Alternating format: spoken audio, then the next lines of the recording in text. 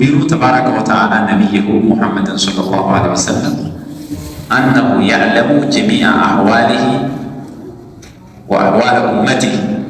الله سبحانه وتعالى لنبيه عليه الصلاة والسلام من إلى الجوال يانتنم هنيتا يؤمون يتكتاوجينم هنيتا يهلنم فطور هنيتا في كل ساعات ولحظة በየሰዓቱ በየደቂቃው በየሰከንዱ ሁሉንም ነገር እኛ እናውቃለን እያለ ነው።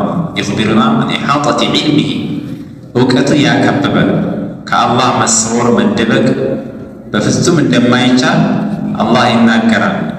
የቁል ወማ ተኩኑ አንተ ፊ ሸእኒ ሚነ ሽኡን ይላቸዋል ነቢዩ ዓለይሂ ሰላቱ ወሰላም።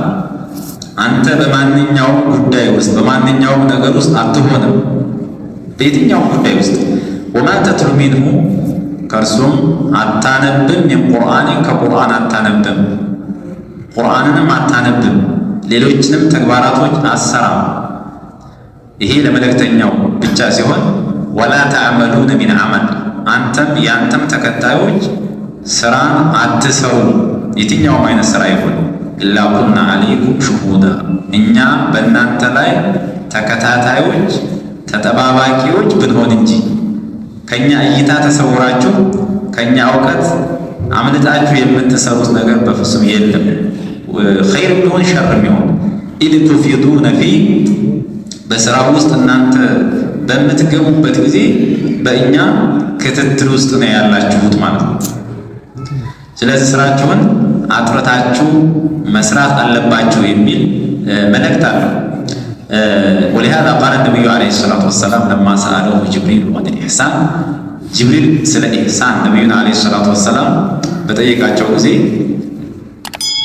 إما الإحسان ብሎ ሲጠይቃቸው ኢሕሳን ማለት ምንድነው ብሎ ሲላቸው ምንድነው ያሉት? أن تعبد الله كأنك تراه እንደምታየው ሆነ አላህን መገዛት فإن لم تكن تراه فإنه يراك ባታየው አንተ ባታየው እሱ ያይሃል ማለት ከሱ እይታ በፍጹም መሰወር አትችልም ማለት በሱ ክትትል ውስጥ ነው የምትሆነው ብለው ኢሕሳንን እንዳብራሩት ኢላ ኩና ዐለይኩም ሹሁደን ኢዝ ቱፊዱነ ፊህ። ስለዚህ እያንዳንዱ ሰው የሆነን ስራ በሚሰራ ጊዜ በአላህ ስብሓነሁ ወተዓላ እይታ ውስጥ በሱ ሙራቀባ ውስጥ እንዳለ ማሰብ አለበት ማለት ነው። ወማ ያዕዙቡ ዐን ረቢክ ተጌታህ እኮ አይርቅም ሚን ሚስቃሊ ዘረትን ፊል አርድ ወላ ፊ ሰማ በሰማይም በምድርም የብናኝ ክብደት ያክል እንኳ ከጌታ እውቀት የሚርቅ ነገር የለም።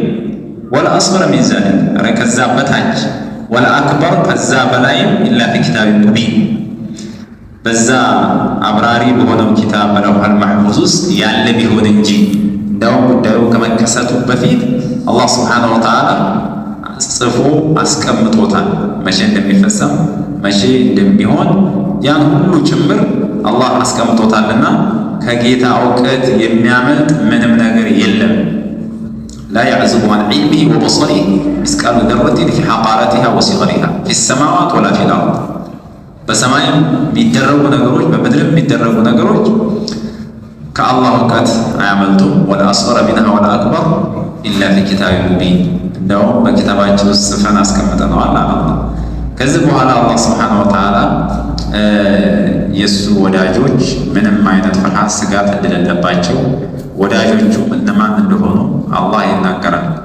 ፈየቁል አላ አዋጅ ንቁ አለና ኢነ አውልያ አላህ የአላህ ስብሓነሁ ወተዓላ ወዳጆች አውልያ አላህ አውልያ ጀሙ ወልይን አውልያ ወልይ የሚለው ማዕናሁ አልቁርብ ነው።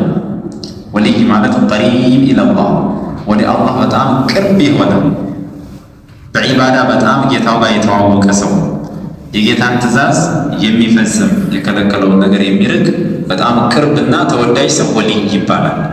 እና እነዚያ የአላህ ወዳጆች ላ ኸውፉን ዐለይሂም ወላ ሁም የሕዘኑን አለ በእነሱ ላይ ምንም አይነት ፍርሃት የለባቸውም። ፊማ የስተቅቢሉነሁ ሚን አሕዋሊል አኺራ በአኸራ ጉዳይ ወደፊት አኸራ ላይ የሚነገሩ ከባድ ከባድ ነገሮች አሉ። እነዛ አያስፈሯቸውም። እነሱ የአላህ ወዳጆች ስለሆኑ እነሱ ፍጹም ታዛዦች ስለሆኑ ከዛ አደጋ ነጃ የሚወጡ ሰዎች ናቸው። ወላሁም የሕዘኑን ዐላ ማ ወረአሁም ፊ ዱንያ እዛ እዚህ ዱንያ ላይ ትተውት በሚሄዱት ነገር በቤተሰቦቻቸው በልጆቻቸው አያዝኑም። ለምን? አላህ ስብሓነሁ ወተዓላ ነው የእነሱ ወኪላቸው ተወካያቸውና አላህ ይንከባከብላቸዋል። ብዙም ለዛ አይጨነቁም። ቃለ ገይሩ ዋሒድ ሚነ ሰለፍ አውልያኡላህ አለዚነ ኢዛ ዙኪረላህ። ብዙ ቀደምቶች የአላህን ወልዮች ሲያብራሩ ምን ይላሉ? የአላህ ወዳጆች ማለት ሲታዩ አላህን የሚያስታውሱ ናቸው። እነሱ በማየት ብቻ ያ የዘነጋው ልብህ አላህን ያስታውሳል ማለት ነው። ለምን? እነሱ ላይ ከሚታየው ተቅዋ ከሚታየው ኸሽያ የተነሳ ሰዎችን ያባንናሉ በእይታቸው ብቻ። እነዚህ ናቸው የአላህ ወዳጆች የሚባሉት። አላህ ስብሓነሁ ወተዓላ በራሱ ደግሞ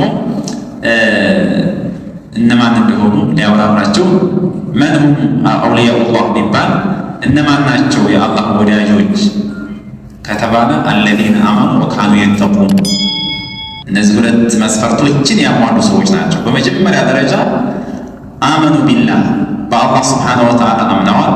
ማመን ግዴታ በሆነባቸው ነገር ሁሉ አምነው የተቀበሉ ናቸው። አንድ ይሄ ነው።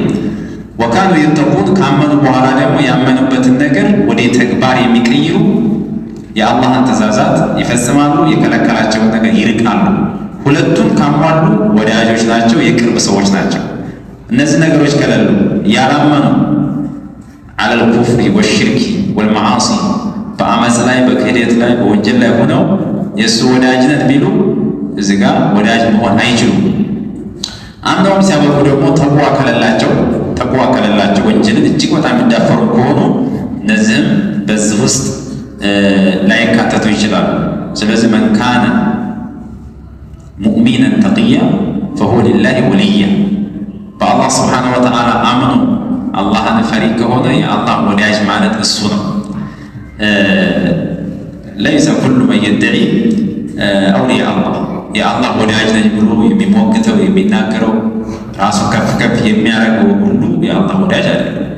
ይህን ለመመዘን እዚህ ጋር አላህ ስብሓነሁ ወተዓላ ቁጭ አድርጓል ሚዛኑን። በዚህ ነው መመዝነው እንጂ ምናልባት አንዳንድ በእጁ ላይ የሚታዩ ኸዋሪቅል አዳ ከአደት ወጣ ያሉ ነገሮች የማጭበርበር ነገሮች ሊታዩ ይችላሉ።